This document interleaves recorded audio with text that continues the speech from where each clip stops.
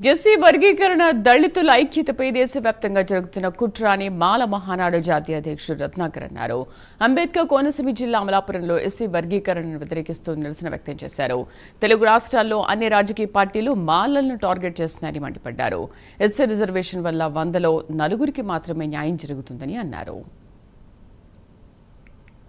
అలాగే దళిత సోదరులారా, ఎస్సీ వర్గీకరణ పేరుతో దేశవ్యాప్తంగా దళితుల ఐక్యతపై కుట్ర జరుగుతూ ఉంది మిత్రులారా.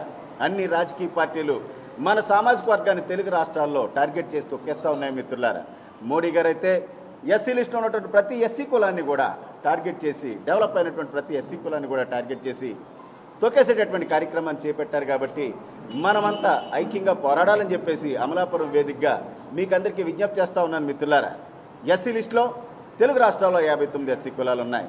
దేశవ్యాప్తంగా 1108 ఎస్సీ కులాలు ఉన్నాయి మిత్రులారా. మనకి రిజర్వేషన్ పేరుతో పడేసేది just it's peanuts, just it's a sweet rice. ఎంగిలి మెతుకులు పారేస్తూ ఉన్నారు మిత్రులారా. ఎస్సీ రిజర్వేషన్ వల్ల మనకి 100లో 4గురికే బెనిఫిట్ జరుగుతూ ఉంది మిత్రులారా.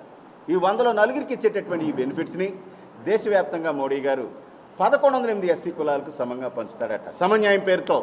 అలాగే మనకు తెలుగు రాష్ట్రాల్లో ఉన్నటువంటి 59 ఎస్సీ కులాలకు 100లో 4గురికి ఇచ్చేటటువంటి ఈ సీట్లను అపరో సహోదరులు మన గురు శిష్యులు చంద్రబాబు నాయుడు, రేవంత్ రెడ్డి సమంగా పంచుతారట మిత్రులారా. ఇదే ఎస్సీ వర్గీకరణ అంటే మోడీ గారికి మనం కోరుకునేది ఒకటే, भाई और बहनों सुनिए, एससी लिस्ट में बाकी जातियों पर अगर आपको सच्चा प्यार है, अगर आपको सच्चा दोस्ती है और प्रेम है, आरक्षण 10% और बढ़ाकर बाकी जातियों को देना है। मोदी जी देना चाहिए, आप कर सकते हैं तो यह काम करें, लेकिन